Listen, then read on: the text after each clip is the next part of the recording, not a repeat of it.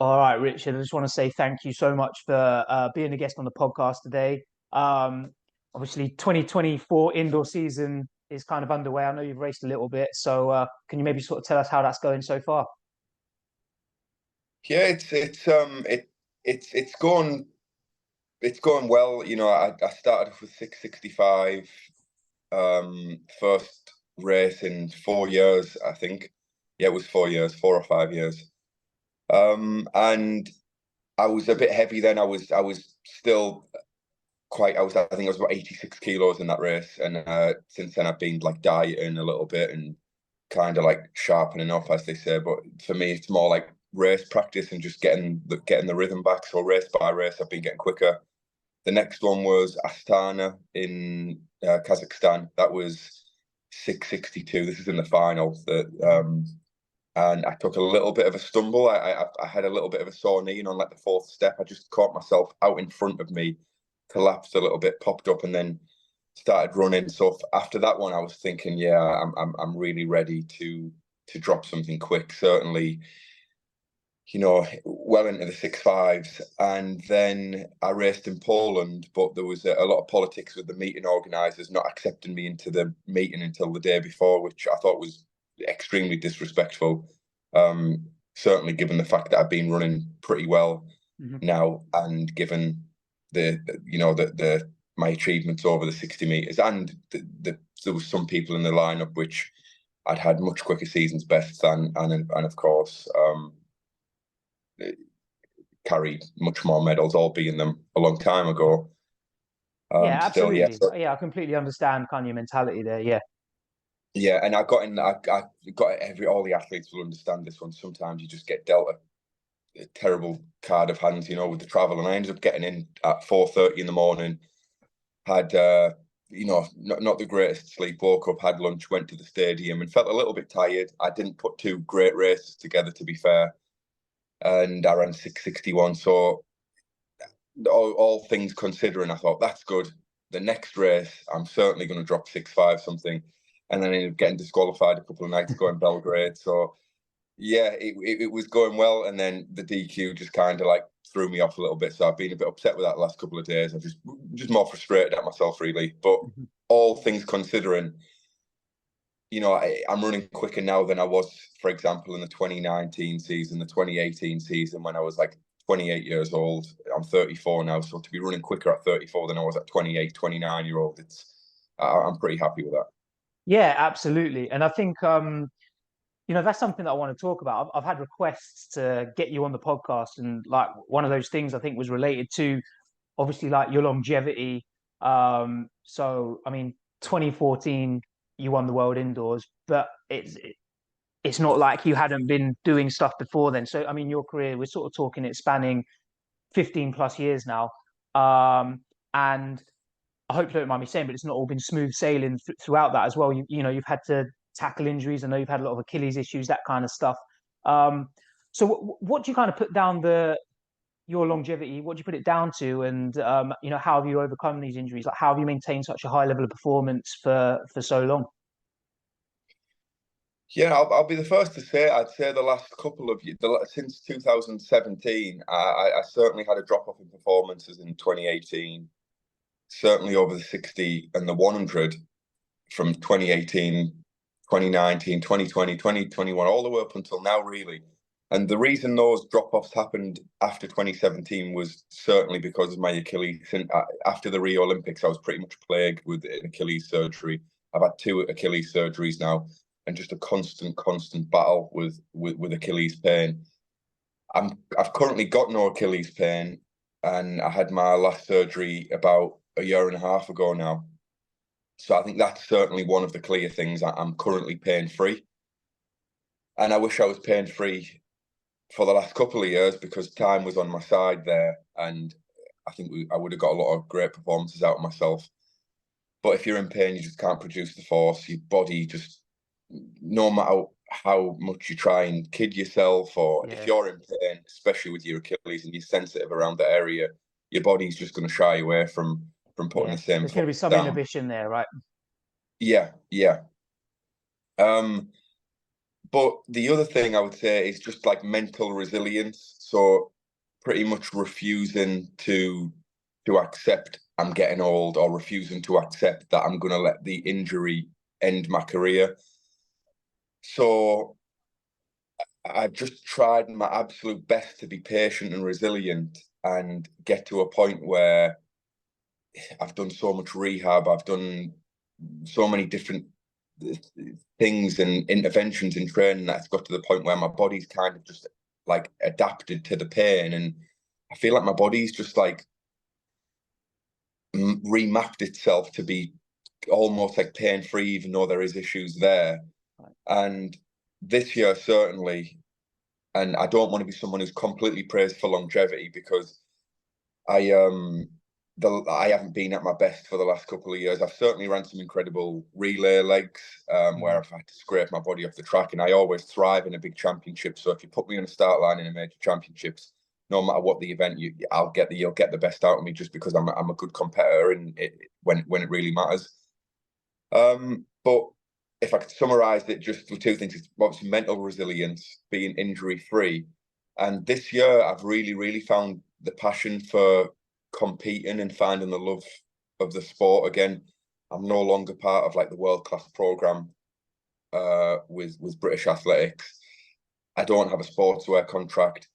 I'm coaching myself, so I really feel like I'm just doing this right now for the love of the sport and for myself and my family, as opposed to having pressure from external things or people. And I just feel like I'm just taking my career in my own hands, training really hard when I can. If I'm not recovered, I'll take a rest day, not trying to compare myself to the past too much, and just trying to do whatever I can on a daily basis and still keep the love of the sport, you know. And it's probably because it's going to be my last year of competing. It's like, if this is going to be my last year, I'm going to really enjoy it. I'm going to throw the kitchen sink at it, and I'm not going to get stressed out with injuries or any politics of the sport. Yeah, okay. I think that's really interesting. I think as well as obviously, like you said, that you're not part of the world-class performance pathway and you don't have sponsors, and so that enables you to kind of do it for, it sounds a little bit negative, but I don't mean it that way, for like pure reasons. You're doing it just purely out of your own passion. Um, Yeah. do you find that also kind of stimulates like a little bit of extra hunger as well?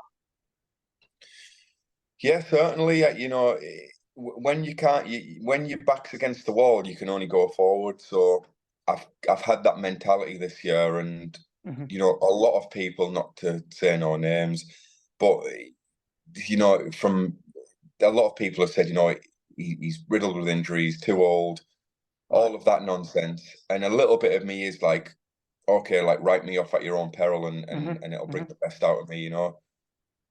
While on the other side, that I've always been someone who's thrived on a little bit of adversity, and and like I said, when people are counting me out, I feel like that also brings out the best in me.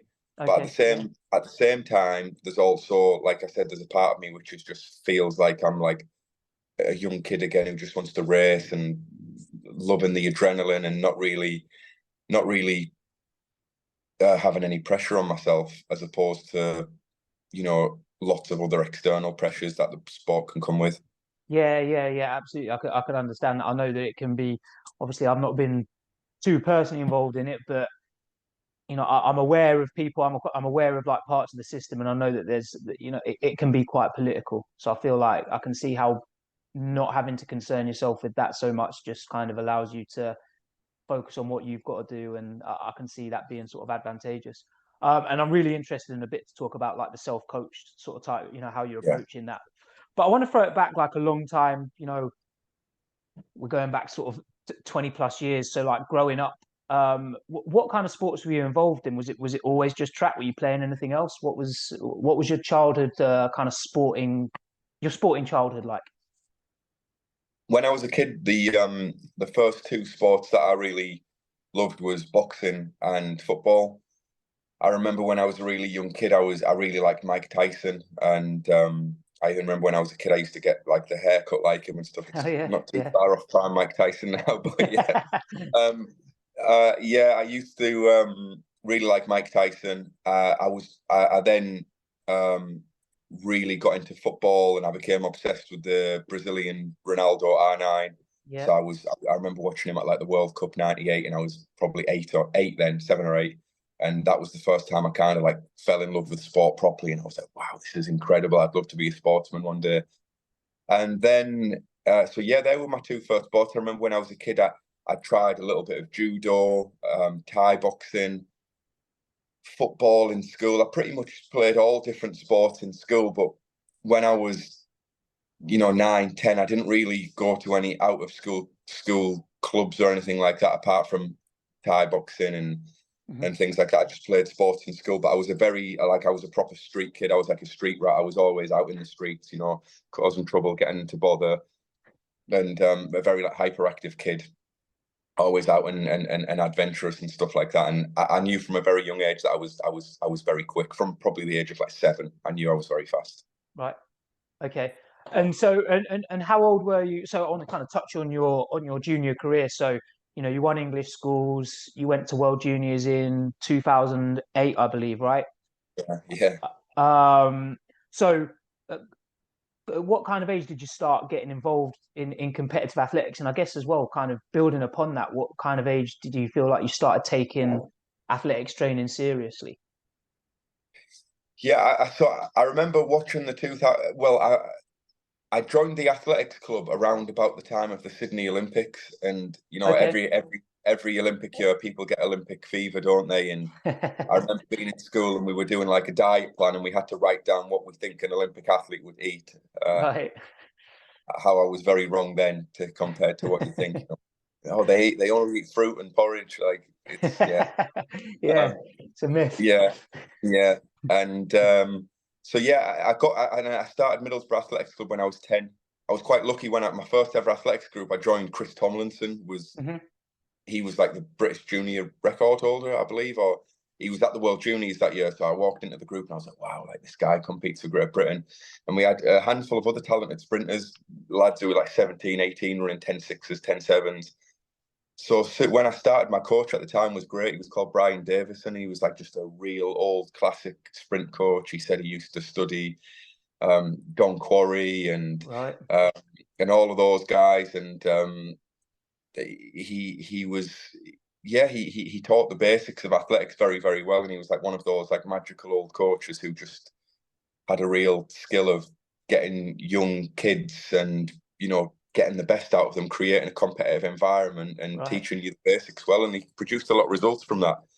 And from a very young age, I started to win loads of competitions. But I then was a little bit of a late developer. So at 12, 13, I had a lot of success when I was like 11, 12. And then at 13, other people started to grow and I got left behind. But I still only trained twice a week. And then once I did grow a little bit, I then got my first ever English schools bronze medal in 2004 in the under 15s. I got a bronze in 2005 as a bottom year under 15. Then I won the English Schools Championships in 2006 and 7. Went to the World Juniors in 2008 for the 200. Only made the semi-final, and that was it really. So I was always like a very talented, naturally talented youngster, but being based in the northeast, it's certainly not a hotbed for sprinting Yeah. when it comes to like the environment or the culture of sprinting in the And I would, northeast. and going back there, that was That was prior to them always a having indoor stumbling block. facilities as well. Yeah, no indoor facilities, absolutely nothing. I think we did get an indoor facility at Gateshead in 2006, but I'm from Middlesbrough, which is 45 an hour Right. away, Okay. an hour away, certainly on the bus. And at the time, I didn't have no money and couldn't afford to even get the bus up there. So I would sometimes get a lift up with my dad or things like that and go up and train at Gateshead. But yeah, it was hard because I didn't really have an abundance of other amazingly talented rivals. I had the odd one here or in there, but it's not as easy as London where you start Yeah. the sport and there's tons of talented kids to right in short range for you to compete with. But yeah, I mean, I had a fairly successful junior career as in terms of the national level, but not so much on the international scene now. Yeah, and I think that that's sort of something that I wanted to talk about because obviously I so from watching you kind of go through the junior ranks, I remember I think it was 2009. It looked like you definitely sort of like bulked up. You packed on some muscle kind of between 2008, 2009, and I think it was 2009 that you won the Gateshead Street Meet. They had a 60 meters there, Yeah. Yeah. and you won that. And so I feel like you started kind of getting glimpses of okay, sort of like what might happen. And you ran. I remember you running like a very good heat in the 2011 British trials in the 200 meters. Um, Yeah. and then and you had a great start to the 2012 season as well. And then I think so there were glimpses there of what might be, but I don't know if many people prior to 2014 would have said I think would have put would have thought or would have gambled on you winning the world indoors that year. So I kind of want to talk about kind of the lead up to that, and if there anything that kind of like changed kind of going into that 2014 indoor season, or kind of what do you kind of put that down to? Yeah, it was an interest that you're right in everything you said. You're a pure athletic statistician. You know pretty much more than anyone in the sport about yeah, you're a pure stat man. So yeah, that's interesting. You remember all that, and yeah, you're right. I showed glimpses of potential from 2009 all the way until 2014, but there was certain elements of my performance I clearly had the natural ability to do something, and I really wanted to, but I don't know if I was quite applying myself or in the right environment, and probably made a few life decisions and got derailed and sidetracked in personal stuff off the track, which was not it's all quite negative and probably not worth talking about. But ultimately, I wasn't in the best position to be like, I am now ready to train with the absolute everything to be one of the fastest people in the world. And over those years, there was like you said, little glimpses and little spurts here and there, which was like, oh, I may break through. And it was kind of like it was tormenting to myself because it was like, well, am I going to do this? Am I not? Can I do it? Can I not do it? Um, and I think the big changing point for me was after you said I won that heat in the British Championships in 2011. I ran really well, and if I'd have replicated what I'd done in the heat, I'd have probably won maybe a silver or a bronze. But I ended up coming last in the final because I didn't have the speed endurance, I didn't have the capacity in me to run another round. And then I moved to Linford Christie, and Linford certainly played a huge part in my career. I always say this, in really elevating me to the next level, even though the results may not have showed immediately, because I had a lot of injuries in 2012, which were they were all my own fault. But I moved to Linford, and he exposed me to want to believe in myself. When you've got him in your corner and he's telling you you can do it, suddenly you just become an amazing competitor. So he taught me how to be a great competitor. His training program is very tough, so you have to turn up every day and work hard. And you're also in a training group with lots of other top sprinters. He had an incredible group at one point, and I was lucky to be part of his group when he had probably one of the best groups sprints groups ever in British history, and probably one of the best general athletics training groups in British athletics history. He had a great group at that time, and he improved a lot. First couple of races, 10-2, a windy 10-1. Ran the Olympic standard in 2012 straight away, 2050, I think, from lane one. I think it was probably the first couple of days in April, or it may have even been March. Mm-hmm. So I improved a lot then. My strength went up, started to do a lot more resistance runs, a lot more speed endurance, and just became a bigger, stronger, better competitor who believed in myself. And moving to Linford certainly was a big part to play. But then I had a lot of injuries. And then when I had a lot of injuries and I didn't get selected for the Olympics, I went away from the sport for 6 or 7 months and kind of got sidetracked and derailed myself in life. And then I decided to get back on board in 2013 and pretty much coach myself that year. Went to the Moscow World Champs for the relay. And then after that, I really made a big push to think, right, I'm going to really commit to this now. I got on a very low level of funding, which was just pennies. But I thought, well, actually, someone believes in me a little bit. And then I joined Rainer Ryder. I joined his group. He was British Athletics in Loughborough. And yeah, it was just not miraculous, because the talent was always there. I was probably capable of running those times in 2013 and 2012 if I'd have been injury free, if I'd have cleaned my technique up and started to believe in myself and all of that stuff. So it was kind of like everything came together at the perfect time. And yeah, I wouldn't have, if someone had have said like the year before, even 6 weeks before, or even 2 weeks before, that I was going to win, not many people in the world would have believed that. Yeah. I mean, and I think what throughout that 2014 indoor season, again, you'll be able to kind of correct me if I'm wrong or kind of remember more specific times and stuff, but you started off kind of, I don't know, maybe high 6'6", something like that, and then you kind of like gradually kind of chipped away at it. And then I think it was the semi-final at the British Trials that year.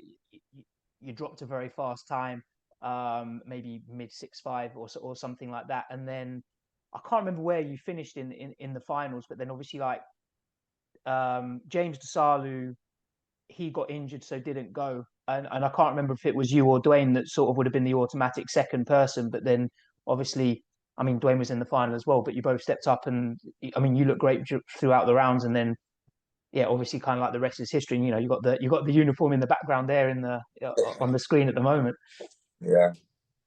Yeah, it was a weird season. I ran my first Rainer, my coach at the time, he told me in South Africa, because I was out there and I was flying and training. I'd had an amazing winter off the back of running still 10:10 and 20.3, albeit Le Chaux de Fonds, so let's say 20.4 in the or even 20.5 in the summer. I was in generally good shape, and yeah, the first race at 6:68, next race 6:65. Then I went to the trials and ran 6:65 in the heat, or 6:68, 6:58 in the semi, and then I tied with Dwayne. We both ran in the final 6:53. Right. Okay. And then after that, I went on and ran 6:53 again in Prague in the Trek Indoor Gala, and then world champ 6:53 in the heat, 52 in the semi, 49 in the final, and won it. So every race just got quicker. Yeah. And I did run a fair bit of volume in that winter. And then when we got out to South Africa, everything was competitive block starts against Harry and James, and Rainer was brushing up on all the technical things and getting me to move more efficiently. I started to diet and remove like excess carbs out of my diet. I leaned up, I lost a little bit of bulk. So I became leaner, more technically efficient. And then I didn't do much in that indoor season. I would probably only sprint once a week if there was competitions either week, and that would only be accels, and the rest of it would just be technical drills and just keeping my body right and healthy from race to race, and using the races really as the biggest training sessions and the biggest lessons to then step up for the next race the next week, and just gradually week by week they got quicker. Yeah. Okay. That's really interesting. I love the concept that, and I think that this is my perspective is that absolutely that the competition, that's like the biggest training stimulus you're going to get, and I feel like that's sort of like often ignored, because you know people look at it like, well, you've only run 160, but like obviously the intensity of that's going to be faster than you're going to do in any rep in training, with the possible exception on if you're doing overspeed or something. But like it's going to be the biggest stimulus you're going to get in most scenarios. Yeah, I believe so. You know, it's probably because of the mental exhaustion and your nervous system being tired because of the whole build-up of the competition, the mental preparation, all the emotions you go through in the warm-up, the race, and everything that comes with a competition. But if you just went and ran 2 flat-out 60s in training, you probably wouldn't come the next day with DOMs in your hip flexors and feeling really sleepy. But often you do from 60-meter competitions. The next day you'll feel sleepy, you're exhausted, your hips and your glutes might be sore because they've moved at such a high frequency with a lot of force going through them. So yeah, the competition certainly is the ultimate training session, the ultimate specific training session, where you then can progress, and you learn so much more in competitions than you do in training, just purely because that's the event, that's what we're practicing for. and there's nothing better to practice for a race than a race. And I believe that nothing really can replicate a competition. The closest thing we'd get to that would be competitive block starts with other people of your level, or time trials and stuff, but it just doesn't quite emulate the warm-up, the atmosphere, the environment of a competition. So we just had a nice little chat off the air, start a little bit about like different training methodologies, and obviously you said you kind of self-coach now, doing a bit of coaching as well. And I'm really interested to hear kind of throughout, your wealth of experience over the past sort of like 15, 20 years, and the high level performances that you've had, kind of like obviously what you've learned and how you've sort of packaged that into like a training week. So obviously I know that a training week is going to vary depending on what you might be doing in October compared to what you're doing in March. But are you able to outline what a typical training week might look like for you? Yeah. So at the moment now, my training week would probably not be really worth talking about, because it's literally just every day. It all depends on how I wake up and how my body's feeling. And I'm racing, so the training is very minimal at the moment. It's more recovery based, mental based. I'm pretty much doing little technical things during the week to set me up for the next race, and everything based around recovery. But let's say we're in December. Monday would generally start with some accelerations. December, I would still probably start off with a few resistance accelerations. So it could be a handful of 20s with resistance, any form of resistance, whether that's a band, a sled, a tire, exogeny, 1080 if we've got access to it. Wherever I am in the world, sometimes I use it in Leeds. And then after that, I would go into acceleration. So December, still maybe a few positions in the blocks, but generally 20s, 30s, 40s, maybe 5, 6 runs. Okay. Then I would go, if I on a training camp, let's say I'm on a training camp or I'm at home, go home, refuel, have a couple of hours, and then I'd go into the gym, big, more explosive lifts, power cleans, quarter squats, followed by a handful of plyos usually. Maybe some kind of box jumps or hurdle hops, or some, kind of like a heavier plyo, more like an in-depth plyo. Where then the next day I would probably, at that time of year, and again it did vary because I was very much gauging it upon how my body feels. So I would either have a rest, a complete rest, or I would go in the pool and do an aerobic workout in the pool. For recovery and aerobic work. Or if my body was feeling okay, I would do some more kind of like longer intensive tempo work. So that may have been 5 200s in 25, 26 seconds. For me, I don't like racing. I don't like running. I don't like doing slow tempo work. I feel like later on in my career, I've not got no benefit of it, and just the extra impact and volume for me has not been good for my Achilles. I completely understand that. And then Wednesday I would do, so usually Tuesday would be a recovery low impact day. No matter what, whether it's a tempo session or it's in the pool or on the bike or just a completely rest day, because Monday is quite a lot of impact, heavy acceleration, heavy plyos, heavy lifting. Wednesday I would go for more of a speed development / speed endurance, so kind of runs repeatedly above 92% to 98%. So for example, 5 120s in let's say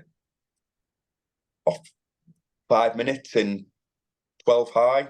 But rather than distance, I was focusing on more of the technical elements, hitting, above 10.5 meters per second for repeated runs, trying to focus on positions. So at that time of year, pretty quick runs between 10.5 up towards 11 meters per second, repeat runs off, 6, 7 minutes over 80 meters. Another session I may do at that time of year would be 40, 60, 80, 40, 60, 80, or a handful of 80s, 980s, something like that, fast running between maybe 5 or 6 reps between 80 meters and 150 meters.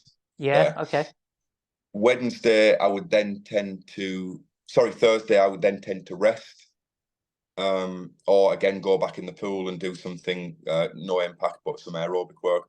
Yeah. Friday would be then a similar session to Monday, Right. but the runs, I would extend them. So if Monday was just 20s and 30s, shorter acceleration, on the Friday, I would extend them acceleration towards touch and top speed. So that may be more 40s and 50s. So 40 to 50 meters. So I'm slightly extending those acceleration runs and touching towards top speed.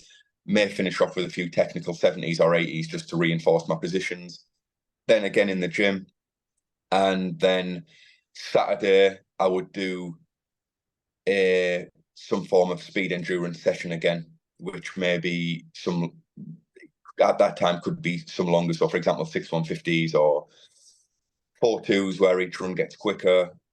Sometimes I would do split runs. So I'd do 150, 60 seconds, 150 next, and then I'd take 7 minutes, 6-7 minutes. Then I would do 200, 60 seconds, 100. Then I'd do a third set of 150, 60 seconds, 120. Maybe finish off with some mini hurdle runs, or again some technical reinforcement runs. And then afterwards I would go for some gym, but the gym would be more circuit and endurance-based gym. So to cap it off, Monday, shorter acceleration with gym and plyos.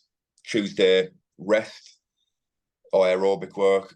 Wednesday, a specific quality upright speed and short speed endurance session. So speed/speed endurance. Friday would be longer acceleration, touching towards top speed with some gym, maybe some low level plyos as well. And Saturday again would be some form of speed endurance with some kind of low level, less like CNS demanding gym. So it could be stuff like, at that time, single leg iso split squats, holds, my calf work, core work, kind of like the higher volume reps for like calf condition and core condition and stuff like that. Yeah. And that would be kind of my general breakdown of the week. So it'd be really 4 days per week at this time of the year for me. And then as January comes in, we take the resistance runs away, because for me, I only like to dose resistance runs depending on how my body's feeling, because if I do too many resistance runs, I start to over push and my ground contact time and my acceleration becomes too much. Then sometimes when my body weight's getting lighter and I'm becoming really reactive off the ground, sometimes my body will tell me we need a little bit more, a little bit more tension and a little bit more pushback in the system through the foot contact in the first 10 meters. And then I will kind of dose acceleration runs as and when my body tells me to do them.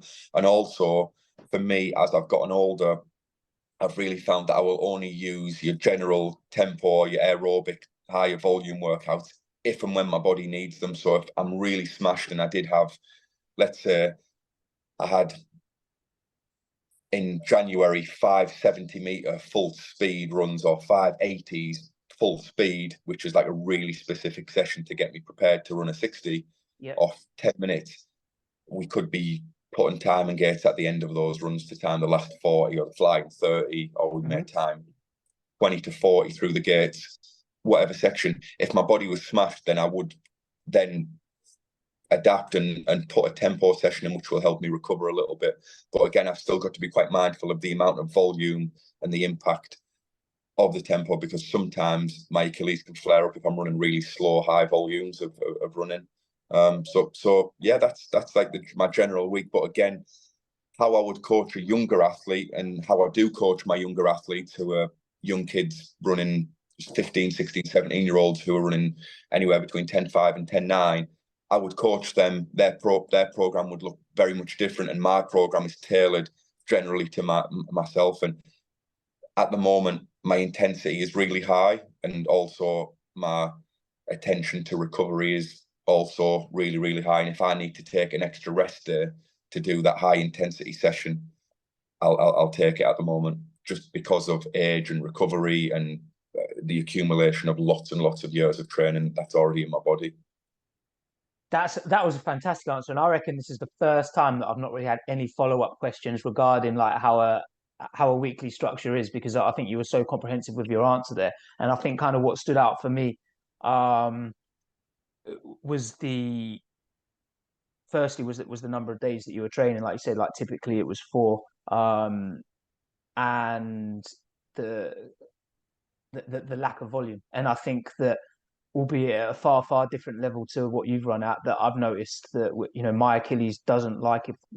The same thing. If I were to go out and if I went out to try and go for a jog, or if I started running, if I kind of accumulated upwards towards 1,000 meters of volume in a session, then that generally starts to piss my Achilles off a little bit. And I think that, you're probably experiencing something similar. It's actually quite reassuring to hear other people that are experiencing kind of similar things, that keeping that volume down and, I guess, sort of like crisper, sharper sort of impacts sort of seems to be more beneficial for that. Yeah, completely. And years back, if we rewind the clock 10 years back, in 2013, getting ready for 2014, or 2015, getting ready for, 14, getting ready for 15, where I had 2014, 15, 16, and 17 were massive indoor years for me, where I was the best 60-meter sprinter in Europe every year, with multiple titles. I very much in January, some of those years in January, I may do a session where it's, for example, when I was training with Linford, you'd start off with a 200 in 22 seconds, then you'd run 680s, and you'd finish off with a 300 in all you can give, or there's been years where I've had a great results off running, 5 300s in at the end of December, still in January, 4 200s in 21 seconds off 10 minutes. Things like that. But as I've gotten older, I've had to kind of manage and simmer those sessions. Now I still do like to do them. So, for example, if I've run a lot of 60s, now my body is telling me that I've been doing, I've been running 60 meters for the last couple of weeks. I had relatively low volume. My body's now telling me I need to kind of push the reset button and go and do a session where it's going to, give myself a kick up the arse, and, a session where I'm going to be like flogged myself, and then I'll then get a great adaptation effect 4 or 5 days down the line from that. So again, that might be just going to the track and thinking, I'm just going to run 4 flat out 150s, or not full speed, but full intensity. Yeah. The first run I might go 15 flat and floor it, literally take 6 or 7 minutes, floor it again, all being that may only be 15-4, 15-5, and then run a third one again, trying to keep it in 15, and my body will be pretty exhausted. And sometimes the science doesn't tee up with it and say, oh, well, that's pointless running underneath fatigue at, high efforts. But for me, when I recover from those type of sessions, I get a huge adaptation effect, and generally my energy and my body's, arousal and energy level seems to have risen once I've done a session like that, where I've ran at high speeds for prolonged distances or times, touching into a little bit of fatigue. And then once I recover from it, I feel like a bit of a spike in energy and readiness to sprint. So again, for me, it's just dosing those sessions as and when I see them. But I've had similar results of many different training programs, but it's finally this year I've actually been patient enough and trusting myself enough to kind of trust myself on what I'm doing. And like you said, if I want to get an intense workout, I may run, loads of repeat 80s or 120s off really short recovery, but only maybe 4 or 5 runs off 3 or 4 minutes, and the speed's pretty high on them in the winter. And for me, I'm still staying in touch with speed. I'm still running them at 85, even 90% plus speed. The recovery's short. I'm just about recovered, and I put the foot down again. And for me, I'm getting a lot more out of those sessions than I am from like longer, slower tempo sessions at this point in my career. And again, I wouldn't advise younger athletes to do that, or it's all got to be individualized on you and kind of what you and your coach are working on. But for me personally, at this stage of my career, keeping the intensity high, keeping the speed high, always being in touch with speed, that's helped me now. Whereas in my younger days, when I was running my best at the 60, I was actually running quite a lot of volume in those years, much more speed endurance than people would expect for someone who dominated more at the 60 than the 100 and 200. So thinking again about like your coaching, your training, obviously we spoke about the type of training that you're doing, but from a technical kind of perspective, are there any kind of cues that you feel like resonate in particular with you, where it's like, I don't know if you've had sort of like a moment where it's like, okay, this is the penny's dropped. I've tried this, and I'm like, yeah, this works for me. What are kind of some of the things that you think about in order to get yourself to kind of perform to the levels which you have? Yeah, it's for me, there's loads and loads. My technical cues, which I give myself, or they very much change. I'm not the most technically perfect sprinter by any means. When I've been running my best, it's looked good, and I've hit some great positions. And sometimes when I'm running bad, I'm very tense. I'm quite tense anyway. Generally, I use, like, when I produce force, sometimes I feel like I need a little bit of tension to be able Muscular to produce driven force. kind of movement. Certainly, yeah. So I find myself week to week slightly adjusting the technical cues. That if I go on my notes now, every couple of weeks, I list a few different technical cues which I'm going to focus on, and it may change race to race. So, for example, in my first race, as soon as the gun went, I lifted my hands up, lifted my upper body to then make room for my hips to shoot forward and get my feet down, as opposed to actually driving my feet back into the blocks and driving my shoulders and hips forward straight away. So I ended up lifting my arms, lifting my upper body, and the steps were short and choppy instead of projecting myself forward. So I really focused on that in the next race. In the next race, I'd done that really, really well. But then what happened, I started to over push. So after 10 meters, my ground contact times were a little bit too long. So then in the next race, I really focused on between 20 and 30, having a progressively faster ground contact time while still projecting myself forward, while still being able to produce the force at the correct angles, certainly over the first 15 meters. And then 15 onwards, kind of progressing with a long step length increase and ground contact time getting shorter as I'm getting in towards going through acceleration at top speed. And then in the last race, generally I was pretty tired and a little bit down. And when I got up into my upright running, I was kind of muscling it a little bit too much and kind of overlifting as opposed to actually getting my foot down and striking the foot down. So for me, I can be very inconsistent technically. So I've constantly got to monitor myself on what is the best model for me for that given month or race, because I can very much get a little bit sloppy because I'm coaching myself, and sometimes I can be overly critical or not critical enough.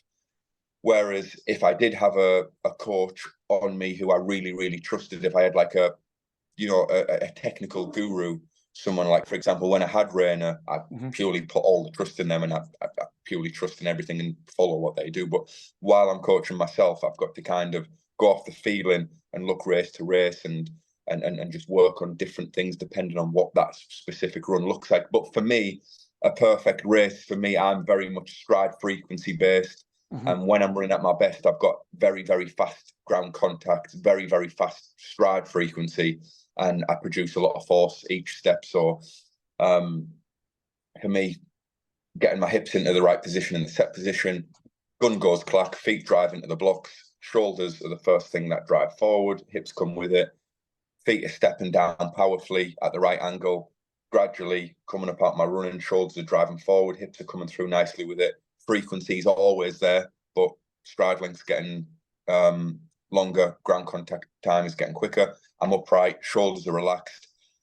I'm not overlifting my knees, because sometimes when I try to overlift my knees, I lose stride frequency and I get too open and like slack in my positions. Mm-hmm. So I've got to kind of really get the feet down and get the stride length by making precise ground contact at the right speed, and then that's where I get my stride length from. I've never ran well by trying to open my stride length. It's always caused me problems.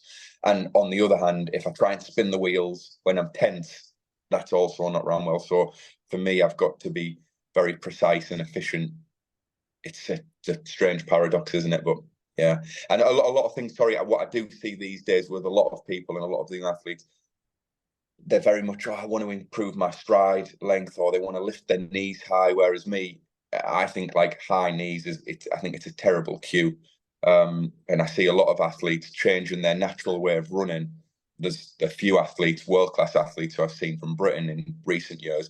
They've adjusted their positions to look like a more classical sprint model, but they're actually losing forward momentum. And one athlete A was suddenly looks better.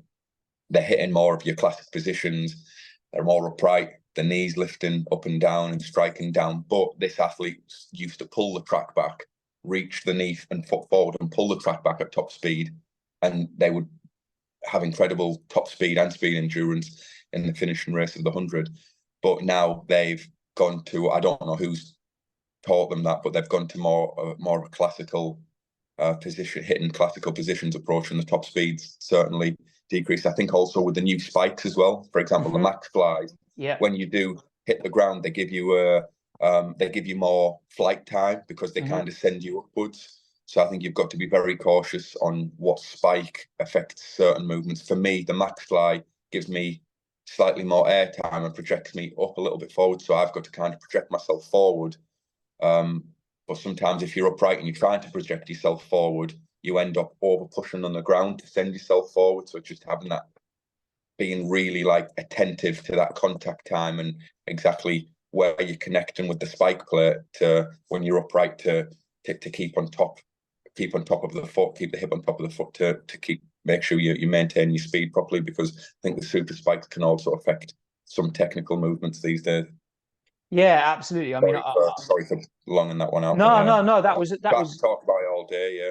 Yeah, no, that was interesting. And I think like I certainly agree with your point in terms of like the new kind of footwear technology and particularly sort of within the upright running, like how it's affecting. I think the right term is like the kinematics, but like the shapes and the positions that you're in. But also, I think kind of what stood out there, which I'm in full agreement with, is it's sort of like it's like a balancing act. So, like you said, for example, that and I think you mentioned this when you were talking about kind of like doing your sled work as well, that like you needed a certain degree of pushing, but it's also possible to over push. And so you're kind of like trying to negotiate, kind of walk that tightrope and sort of like hit that sweet spot in the middle.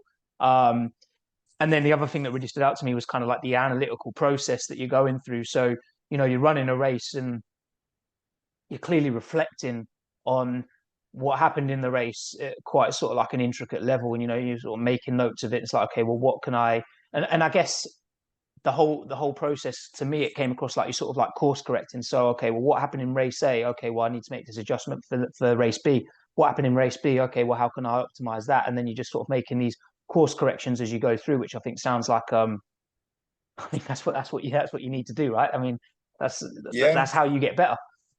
Yeah, certainly. And on the flip side of that, I'm someone who, at times in my career, I have struggled with paralysis by analysis, kind of overcomplicating it. But what I find is it's good to kind of, like you said, that course correct type of approach in the early season races, because none of it will be perfect. But I've always found out if that I am very attentive to what's going on the first couple of races. After those race reps, when you're like 4 or 5 races into the season, suddenly you've found that sweet spot and you're in that perfect, blissful place where all you've got to do is, when you hear the gun go, get your foot down and race. Just put the pedal down. And a lot of athletes, you'll be able to reflect on this, a lot of people listening will be, sometimes there's only a few times in your career where you get that into that special moment where you feel like it's just effortless. Mm-hmm. Your positions are looking good, you're running well, it feels easy, you're happy, and you're just flowing. And yeah, that's like the perfect place we all want to be in as sprinters, isn't it? Where it just feels easy. You're not having to overthink your positions. You just go into the competitions to race. And there's an old saying: sometimes you can know all the karate in the world, but sometimes you just got to put your head down and swing.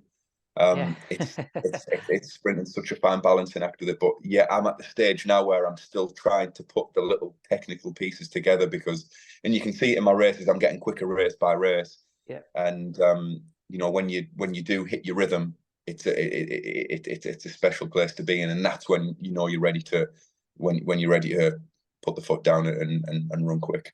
Yeah. But while you are still getting that, it's important to pay attention to the little technical things. And like I said, it's also, we've gone about it all day. Everyone's different. There's so many different Mm-hmm.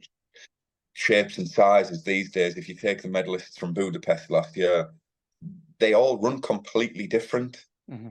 You know, yet they all cross the line in 9.8, but they all have different race models, different limb lengths, different ways of getting to the finish line. It's not kind of like one model fits all. You see a lot of athletes these days that they're focusing on like the toe drag and keeping the heels low. But for me, that's nonsense, really. Even a lot of the sprinters who do that in training, if you actually look at a lot of the world class 100-meter races throughout history, now till then, there's only a handful of people who actually do a toe drag in the competition. Yeah. Bolt didn't do it when he broke the world records. Tyson Gay didn't do it. When I won the world championships, I didn't do it. Maurice Green didn't do it. Subing Chan didn't do it when he went through 60 and 6:39. There's so many examples, and I think the main thing there is, you know, covering ground as fast as possible. No matter how much you do it, you send your body that way fast, and usually that is producing force at the correct angle with stride frequency.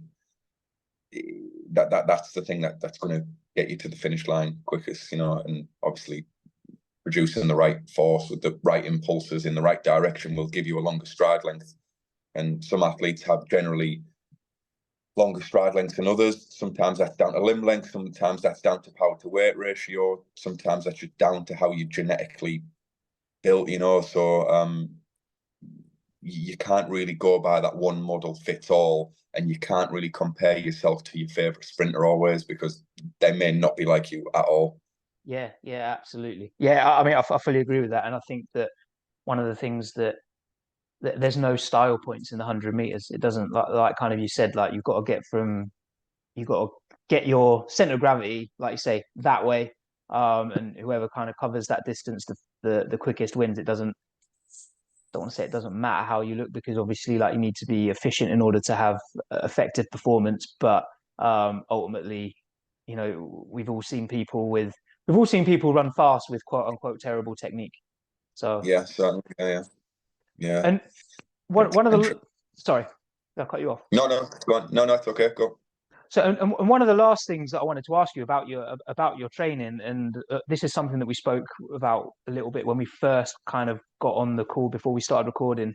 So a bit of a controversial issue in sprinting is the reaction time threshold, a tenth of a second. So if you trigger the block sensor within a tenth of a second of the gun, it's considered to be humanly impossible, and it comes up as a false start. And we were talking about how many times you've sort of been penalized with a reaction time of 0.09 something. So literally like a fraction, like a thousandth or so of a second underneath that threshold. And I'm not sure if any other sprinter's been penalized as much as you for having reaction times within that ballpark. So firstly, is there anything that you do to train your reaction time? And secondly, what are your thoughts regarding that rule? Yeah, when I was, I've naturally got quite fast reactions. I remember when I was like a kid, my father also had very like fast reactions and like limb movement. Just, you know, like when we were like, but I think I've been naturally blessed with having really, really quick reactions. I don't do nothing to specifically practice reaction ever. Never have, never. And I am somebody who, I think it's probably 7 or 8 times I've reacted at zero point 0.9 European Championship finals, Diamond Leagues, multiple competitions. And it's very, very, it's heartbreaking when it happens. It's just, it's terrible. Another thing I don't, well, get to the rule afterwards. So basically, to simplify, when the gun goes bang, if going before is a false start, and also if you move between 0, the gun firing, and 1/10, 0.10, 10/100ths of a second after, that will also be classed as a false start, because they've said that you've tried to anticipate the gun, but it just so happens to be a very rounded figure of threshold. Yeah, just so it's so stupid when we've seen multiple people get DQ'd every year for starts, and you never see them at 0.200ths of a second after, or 300ths of a second after, or 5. It's always 0.98 or 7. Now that there's been multiple studies in the world. I think the Norwegians done one, the Danes done one.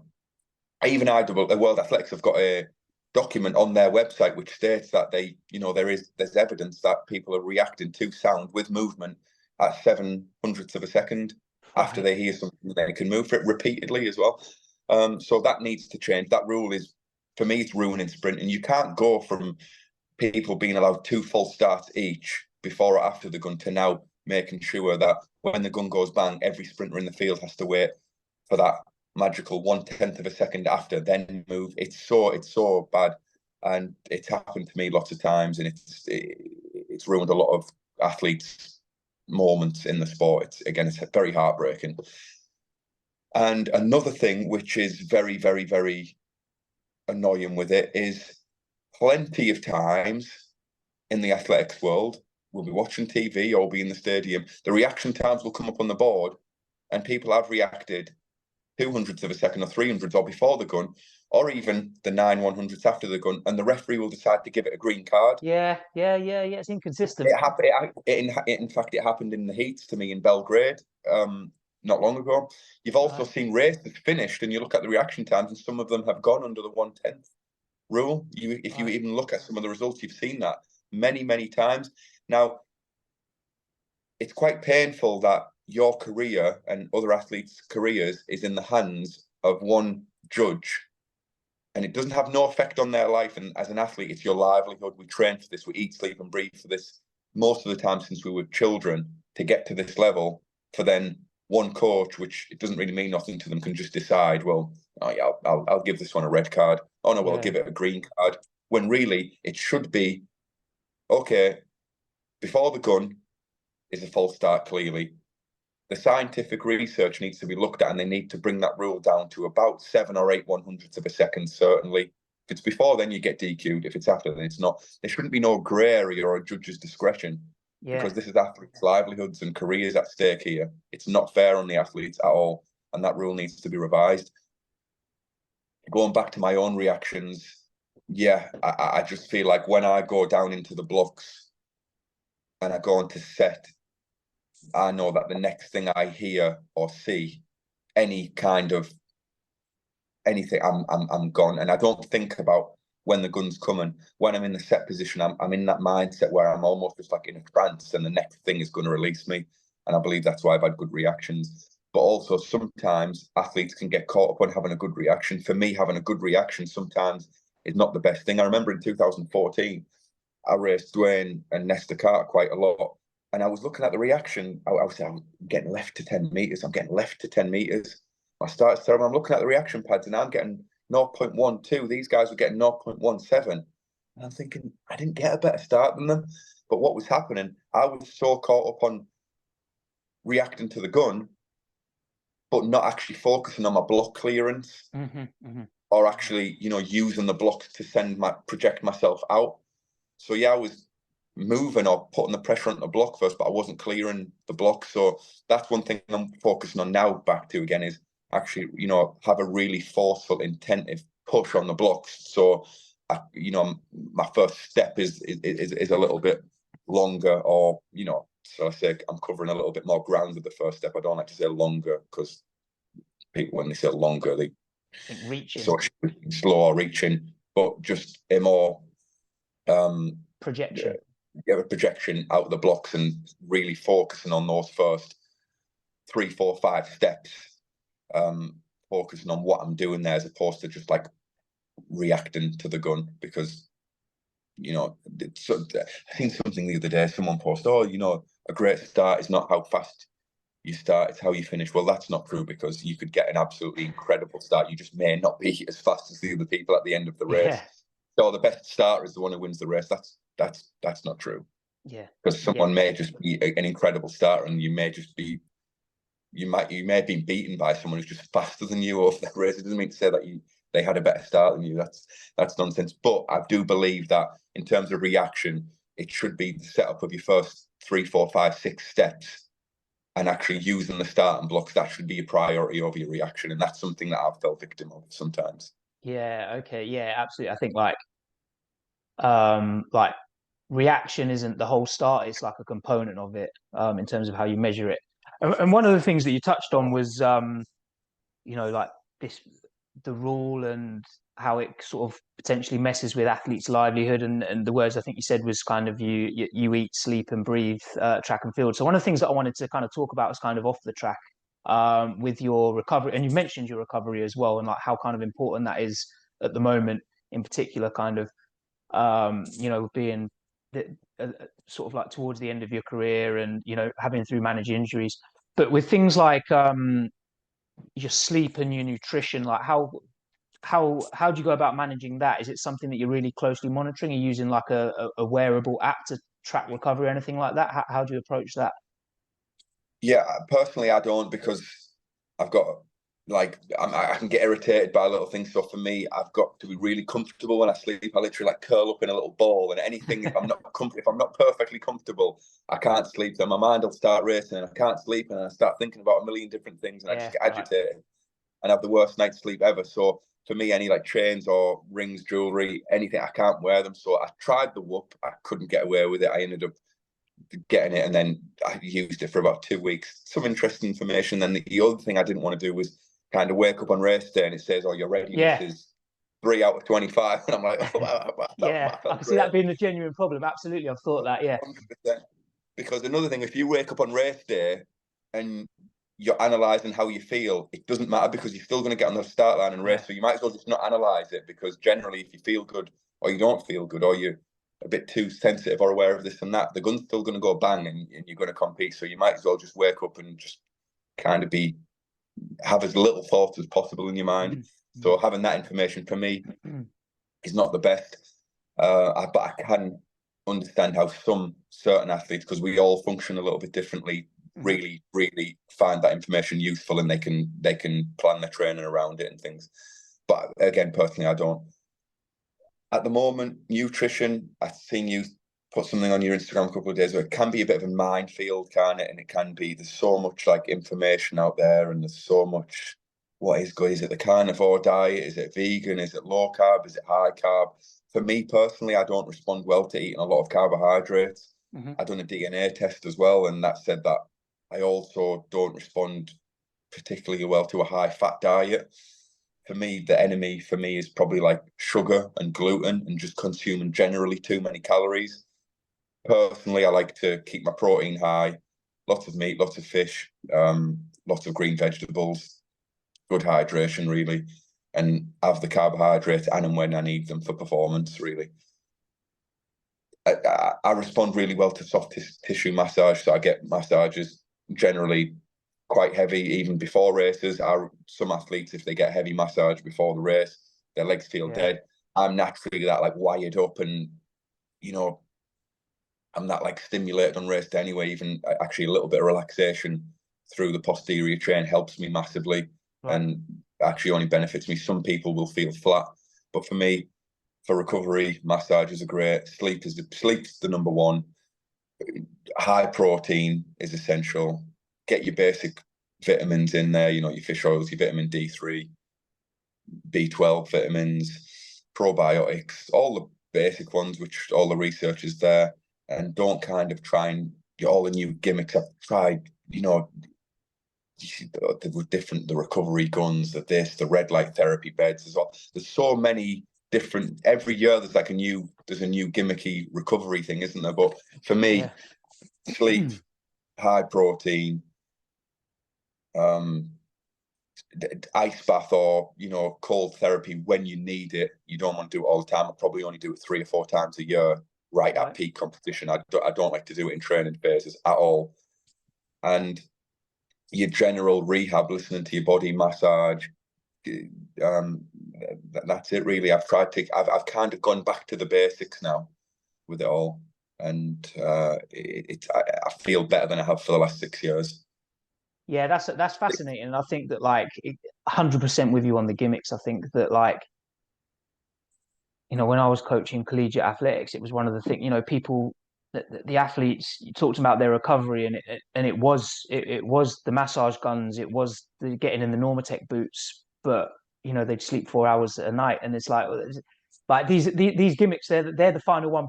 The first 99% is going to be exactly the things that you've outlined there, making sure hydration, nutrition, sleep. That's my perspective at least, and I think that in an effort sometimes to sell things, that sometimes that gets missed a little bit. And then I think the other thing that you kind of spoke about again, and there's been a theme throughout this, when you're talking about A, your training setup, B, the technical cues, is the individualization of it and the individual aspects. So, people that, they like having that recovery data, or people that they kind of get lost in it.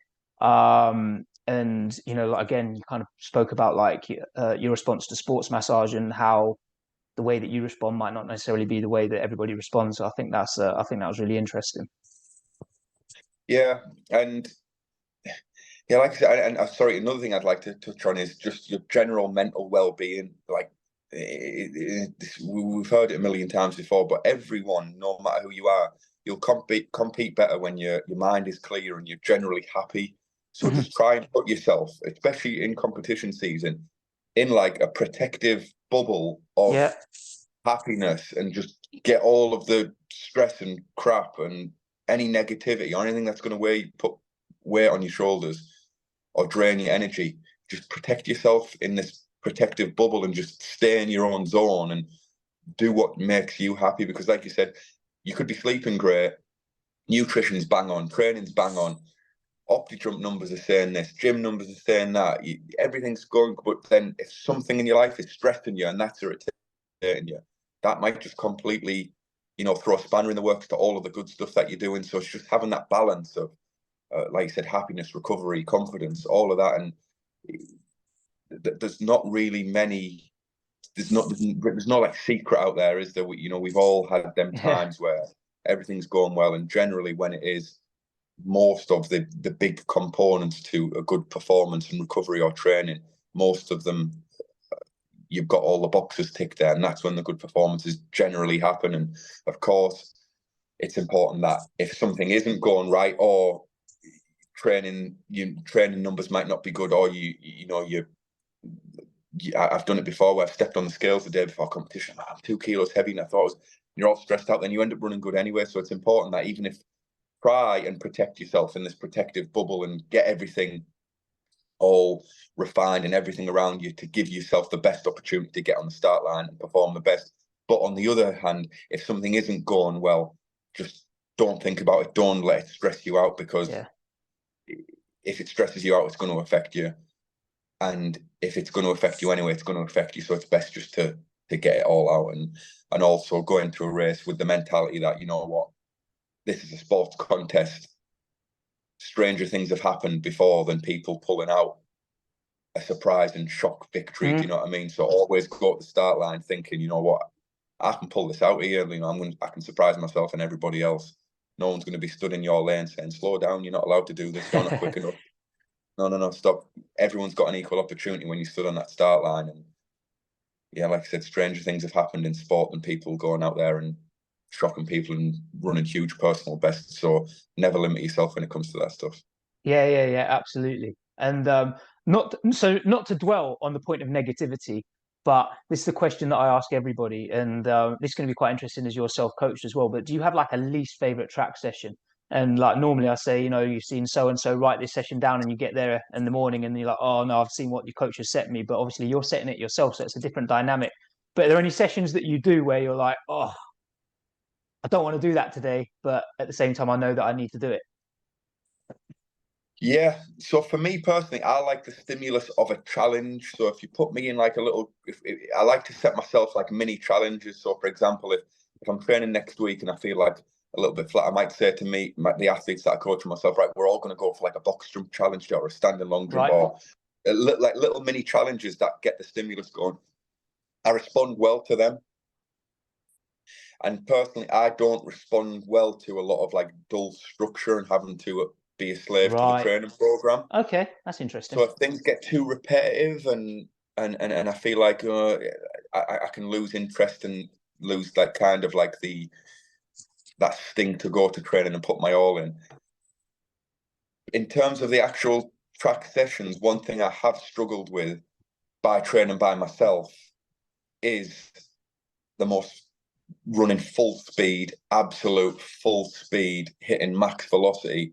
It's hard when you're training yourself and sometimes you're not with other competitors or training partners of your ability to get the best out of you in them sessions. Yeah. And I found that for example, if I am going to do flying 30s or some flat out, let's say a 150 time trial or something like that by myself, or a 250 time trial or a 80-meter time trial, anything like that, or real fast blocks when I'm alone, tend to overanalyze my body when I'm running, as opposed to just like if I was in it, for example, if I was in an environment where there was 5 of top sprinters there and we were all going through it, I'd kind of go into race mode and run well. So for example, when I was in Tenerife, I was doing some blocks with my Czech friend Jan Verleber, and also done some with the Swiss guys, Patrick Saleh's group, who's an amazing coach, unbelievable coach.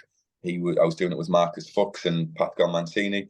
That was easy for me because I was able to get out there in a good environment with people of my ability and really not think about it and do competitive blocks and really fast upright runs. But if I'm by myself at home, and I think this probably will be important information to a lot of like the older athletes out there, masters athletes or athletes who just generally train by yourself. Sometimes you can by trying to force the speed too much in training, it can just make you more tense or worse or risk injury. And realistically, you're never gonna really hit your max in training. I think that all of the studies show that most people, if they do a flying 30 in training, nearly every sprinter I've met, world-class sprinter, their actual top speeds in training are much high. Well, at least over a flying 30, on average, are about 5 or 6 hundredths of a second quicker from 30 to 60 in a race than what they are in training. So, just that's what I do struggle with, getting myself really like aroused and primed in training to run absolute full speed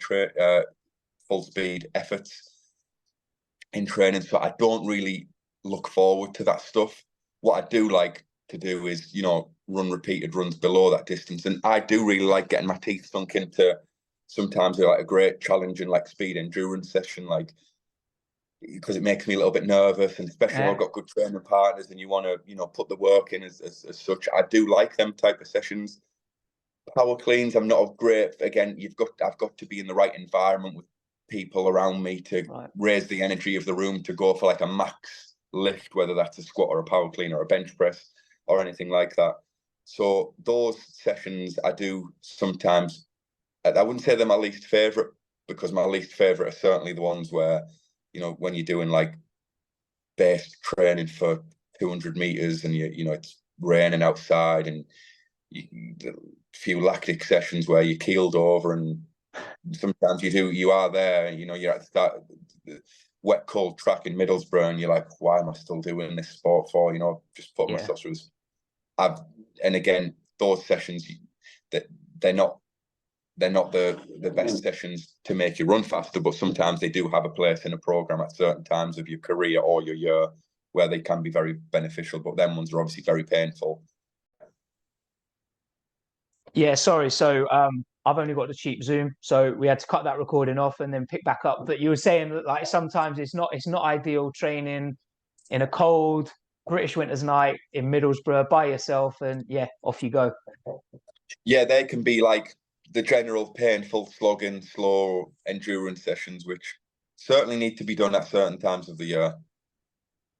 The older I get, the less I need to do of that stuff, and I've got to keep more in touch with speed because, like that's with age and stuff, your reflexes, everything, speed of limb movement can slightly slow down. So I've got to keep on top of that and not run too much. But yeah, the slower, first 6-7 weeks of winter training when you're coming off the back of an injury, or you've been injured, or you're not a break, and those painful sessions in the cold are not the most enjoyable in England. But then on the other hand, the most enjoyable sessions for me are the ones where I've got a good group of people around me. Mm-hmm. The energy in the room's risen. We're setting challenges, so that might be a testing day where we're testing. It could be 45, could even be a 45-second run, like 1 45-second run. I'd be really up for that, even though I know it's going to be painful. I'm like, it's one run. I'm going to go for it. It's a test, and everyone's all bouncing off each other. I do like mini testing days and things like that. They're the ones that I enjoy the most. And sometimes there's nothing better in the summer, and you're in the middle of the season. You're in great shape, and you're going down the track, and you just, I don't know, you run like 3 or 4 120s, just sub-maximal, feeling nice, covering the ground, nice following wind, just getting into in nice rhythm, and you run with side by side with someone else. Sometimes they can be very enjoyable sessions, and of course, competitive block starts. I do love them when I'm running well. When I'm getting destroyed and I'm not in shape, they're not so enjoyable. Yeah, that's a routine answer, competitive block starts. But I think, yeah, absolutely. Like, everything's more enjoyable when you're doing it well. When it's like you say, when you're in shape. Sorry, another thing I would like to add. Go on. Yeah, please do. What I do really, really, really love is the high speed, full intensity relay sessions that we have as part of the British team. And any young athletes there, or anyone out there, masters athletes, professional athletes, young athletes, some of the highest quality speed sessions I've ever had have been relay training sessions. Because when you're, usually what we'll do is we'll run in pairs. So we'll start the 150 mark. You'll have one of your other team members who's just as fast as you outside of you. Someone else is going off a long trek mark who can accelerate. You're trying to go past the person outside you to, show you're moving, and you're trying to catch that person. And once the trek mark's stretched, you've got to really zing it in. And sometimes them high intensity, full speed relay sessions, they can be the best form of speed sessions. So, anyone listening out there, if you do fancy a change from the normal running your fly in 30s or a 120 time trial, get 3 or 4 of you out there, put a baton in your hand, do some full speed, full approach, at least with a 50-60 meter running. Yeah. Relay changes with the check mark stretched, because you'll be forced to try and catch the outgoing runner. And on the other hand, for acceleration, maybe do a few where someone's running in and you've got a short check mark and you're trying to get out of the box before they get you, because it forces you to run quicker and at top speed to catch the person, and then the acceleration to not let the person catch you, Yeah. So competition's a good stimulus. Great. Yeah. 100%. Yeah. And sometimes having a baton in your hand with training partners, it just makes it that more fun, a little bit relaxed, but the competitive element. And sometimes, from what we've seen over the years, a lot of us in training on like the British senior men's squad have hit our highest top speeds ever in training during them. Right, really? Certainly, yeah. Yeah. All right, fascinating. Yeah. That's a great tip. Like the speed stimulus that comes from relay practice. Absolutely. Yeah. I want to finish off by saying thank you for being so gracious with your time. I know it's after midnight where you are now, so I really appreciate you sharing so much insight. That, I mean, there's a lot of information that, like, say, any young athlete, masters athlete, any athlete at all can take something from this and apply it to their own situation. So I think it's been a great episode. So yeah, I just want to finish off by saying thank you so much for sharing all your thoughts and sharing so much time. And I'm sad to hear that it's potentially your last season, but like, all the best for the rest of 2024, mate. All right, really good luck for the rest of the season. All right. Yeah, appreciate you having on. It's always good chatting with you. You are literally like the number one stat man on the planet, and I think you're probably the most knowledgeable athletics person on the planet as well. Literally years and years in the game. But yeah, honestly, it's been great to have me on, and yeah, we'll do another one in the summer. See how things are progressing. 100%, mate. That sounds you've locked yourself in now, mate. You're committed. So Yeah, yeah, yeah, we'll have to yeah. do it. All right. Thank you so Appreciate much. it. Thanks, mate.